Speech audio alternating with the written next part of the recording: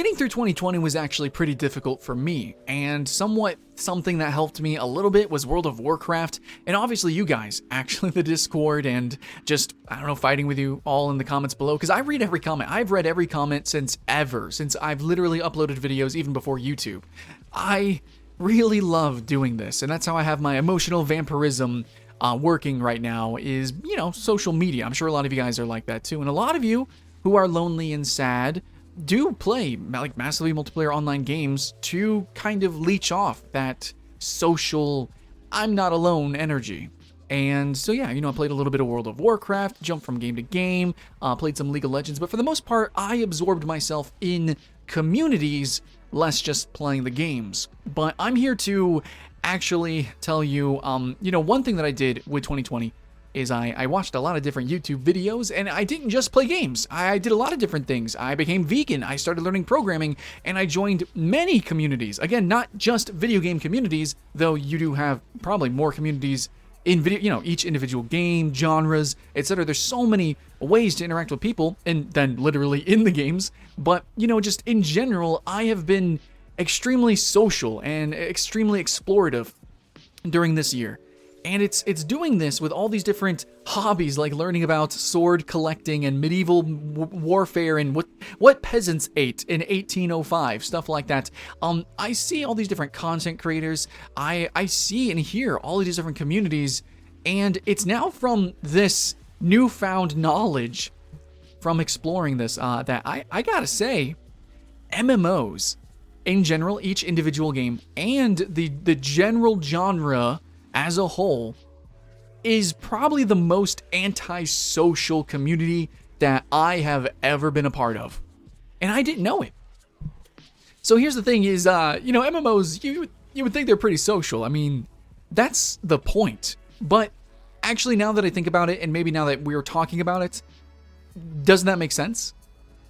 So actually, if you look up the Google searches trends of what states, at least in America, are actually searching for new MMO, it's funny, but like you'll see Alaska and you'll see more rural areas actually searching for MMOs. Maybe that's indicative of lonely people wanting to play MMOs. But I think that's the thing, is if you have a bunch of isolated or maybe reclusive people who are playing these games, and you have like these systems to kind of give people a sense of not aloneness, whatever you want to call that, but it's just in passing. It's almost like fast food, kind of. It's like, oh yeah, I'm in this hub town, I see a bunch of other people. Oh yeah, you know, I'm running through, there's a dynamic quest. Oh cool, you know, a guy helped me or whatever. But when you have games that are built to sort of be this express lane for that dopamine rush of, don't worry, you're not alone, everyone's here to help you, then you actually kind of remove a little bit of the punch of like real true social interaction. If you played a game like Dark Souls, for instance, a game very departed and far from an MMO, but the community of that game versus, have you played World of Warcraft currently? It's basically even more single player than Dark Souls. And it's just weird, you know, that we have that experience now.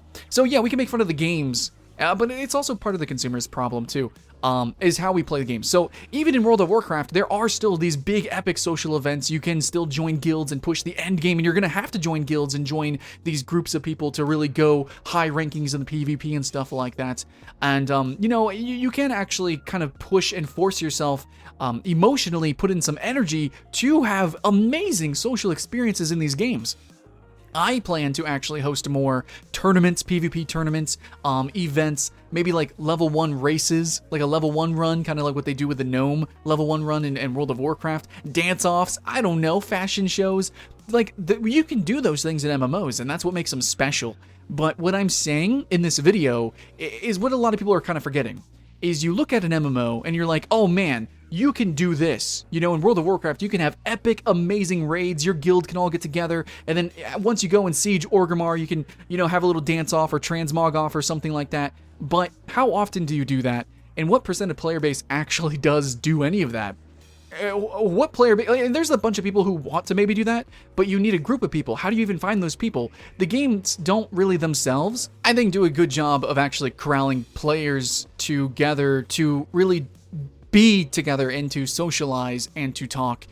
So when you have a bunch of basically introverted people get into a game, just because there's a bunch of them all together doesn't mean that they're extroverting, and actually doing social things.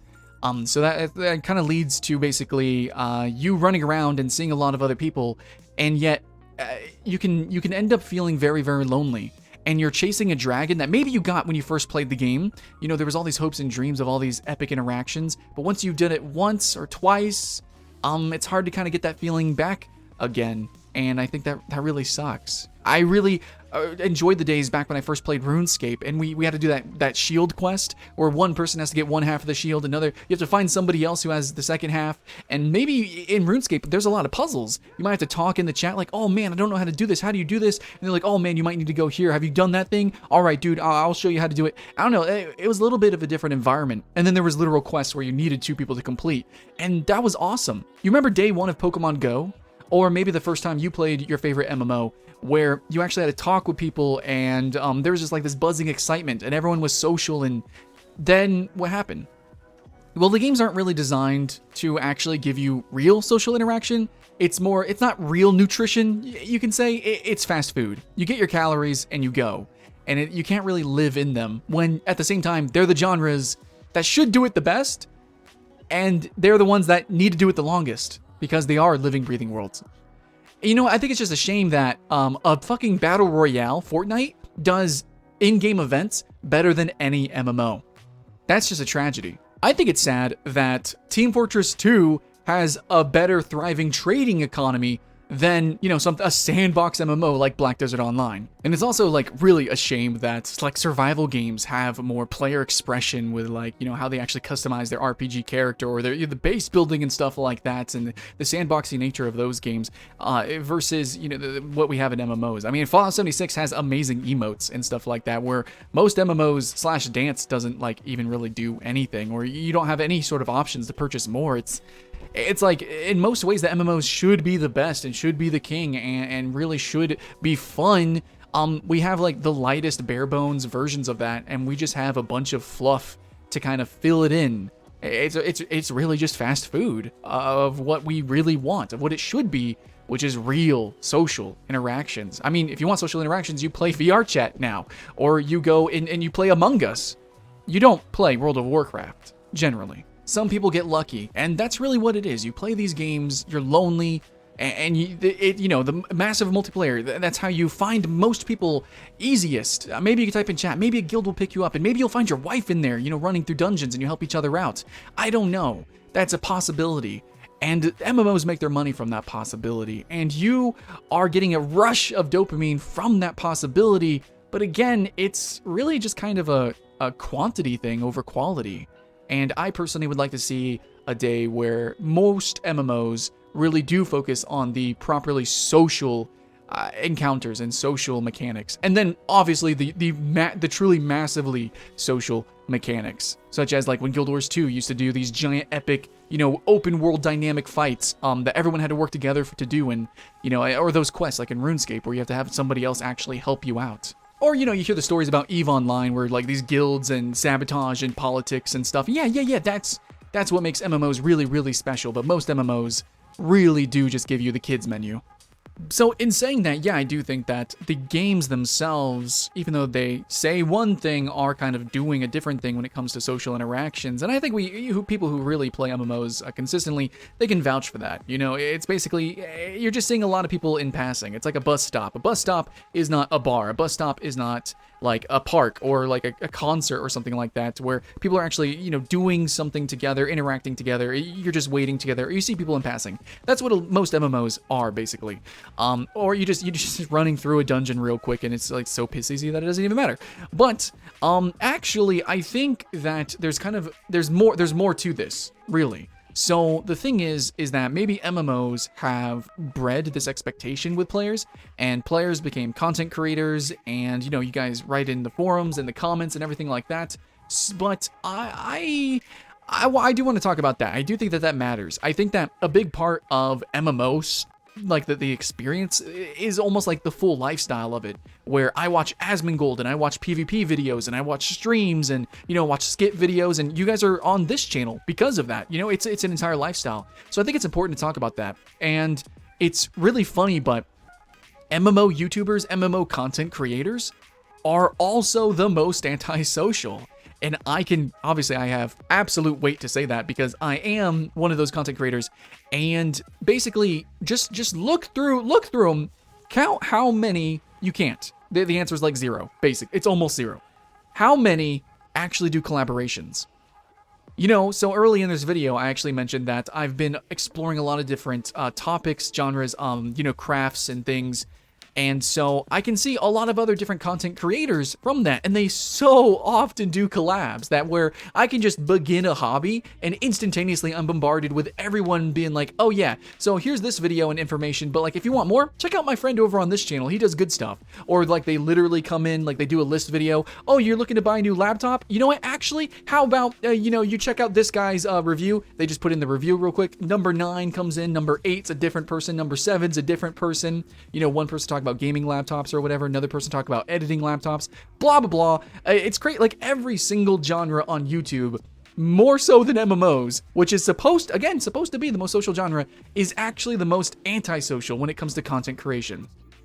Again though, you do have people like Asmongold who will set up events, and actually he just set up a new crew called One True King, and they're supposed to be doing collaborative content and in-game events and stuff like that. Awesome. We really do need more stuff like that, and I definitely plan to be a part of that. Hopefully a new boom of content creators who do collaborative and social content and events and things. Yeah, but if not, I'm going to do my best. But yeah, MMO players don't really generally kind of reference other MMOs in their criticisms. Generally, MMO content creators don't actually collaborate together. Developers seemed definitely afraid of actually working together with other MMO content creators. And I don't know, there's just like this weird, very industrial and kind of like steel-doored sort of development with MMOs, it seems. It's like, okay, big corporation want to make big money, we make MMO, and there's this huge disconnect between like influencers, content creators like myself, and then the consumer and just general the player base. I mean, I'm sure you've been a part of some forums and just totally thought it was literally just an echo chamber of you and the people who care, but not the developers. Like the developers don't read those things. And when's the last time you had a really good community manager or really a good community presence at all with an MMO? In fact, Blizzard just gutted a ton of that part of their company, so it's just really tragic, in my opinion, in every way possible that you can even conceive of. In multiple points, the MMO industry is antisocial. I mean, from developers to the players to the games themselves, it just seems like a lot of it's very fake, and a lot of it is very longing for it to be better and bigger, and God, I want it. That's why I really champion kind of some smaller, cuter games that do have a bigger focus on social mechanics, like the one that Wreckful was actually creating, and that I really wish came to fruition. I want more games like that. I really do appreciate, and I gotta applaud games like PlanetSide 2, which is just like jump in, okay, you shoot stuff, it's massively multiplayer, versus really like a lot of games are literally like they have single player. It's single player, I want to play MMOs for a certain reason. I want to show off to a massive number of players. I want to do fun little events and games and set up of things like kind of like Asmongold does. I really like stuff like that. I love dynamic events. I love like a new expansion comes out, everyone's running through the leveling zones, and it's so cool. And yeah, all those videos that come out, it is great, it is fun, but I still feel teased, and it's not enough. And not only now do I know is it not enough, but actually compared to other genres of media like anime, anime YouTubers, the anime community, as toxic as it can be, is incredibly social, whether that's a positive or negative thing. Esports, MOBAs, again, whatever you think it is, like if it's toxic, if it's cancerous, or if it's kind and awesome and welcoming like fighting games can be, whatever you think, it doesn't matter. Regardless, it's a social experience. Even fighting games, they're 1v1 games. Fighting games, in fact, are probably some of the most social and most engaging games. And yet, MMOs, for everything that they supposedly stand for, in every way that they come to fruition and then eventually die, I actually think that they're the most antisocial.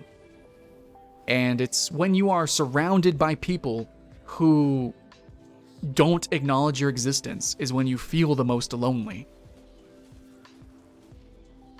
And I have to admit, I do feel, once I can't catch the dragon anymore, and I'm still chasing it, much like many of you, I feel very lonely in these games, and I think that's sad.